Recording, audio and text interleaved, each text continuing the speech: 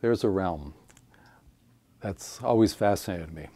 This is the realm of what we know that we don't think we know, that in fact we do. And this is the remarkable realm of intuition.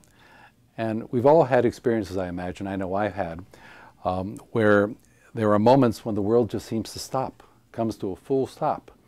And it's almost like there's a deeper sense of what's real and what's true, and it breaks through this empirical reality. And it's almost like we're channeling spirit at that moment. And there are these moments like you've had probably in everyday experiences when you're driving and you come to a crest of a hill and you just know to back off on the accelerator. You're not even sure where that comes from.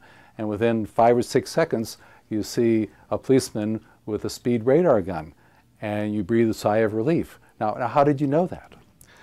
And I recall a time when I saw this wonderful film Ran by Kurosawa, the fine Japanese director. And it's a very bloody tale of William Shakespeare's King Lear. And here in the midst of this incredibly bloody and horrendously violent war scene, everything just enormously slows down. And it's almost like the sound recedes and this eerie quiet and silence pervades. And it's almost as if you can hear divinity crying in the background over the madness that's occurring. And this scene has never left me. Just remarkable. In Judeo-Christian scripture, in fact, it's really discussed in Kings 2.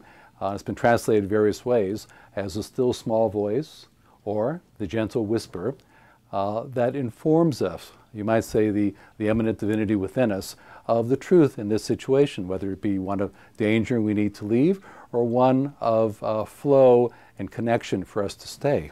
And it said this: be where you belong, doing what you're here to do, with the people you're here to do it with. There being moments of flow where, again, I got this strong sense inside of me that here is where you belong. This is the place you're meant to be. These are the people you're here to be with. And it's like if you were a coach or a manager. It could be a little league team, it could be any sport, it could be all the way up to the majors and professional sports, where you have this one player, and every time they're on defense and the ball's anywhere near them, they make the play. Remarkable. And on offense, whenever they have a chance to make a contribution to the game, whether it make a hit or a score or whatever the thing is, they make the play. Essentially every single time. Now you're the manager, you're the coach. How often would you play this player? Well, you'd play him every single opportunity you had, wouldn't you? Well, you have such a player on your team, within you, you might say. All these different facets of every one of us, all these different ego states or feeling states. And so here you have a player, the intuition, the remarkable power of the intuition, that you can play this player essentially all the time. And it cuts through a huge amount of data and reason and everything else, and those are wonderful abilities. And this goes right to the heart of the matter and informs you clearly, shines light on exactly what's so. How often would you play this player?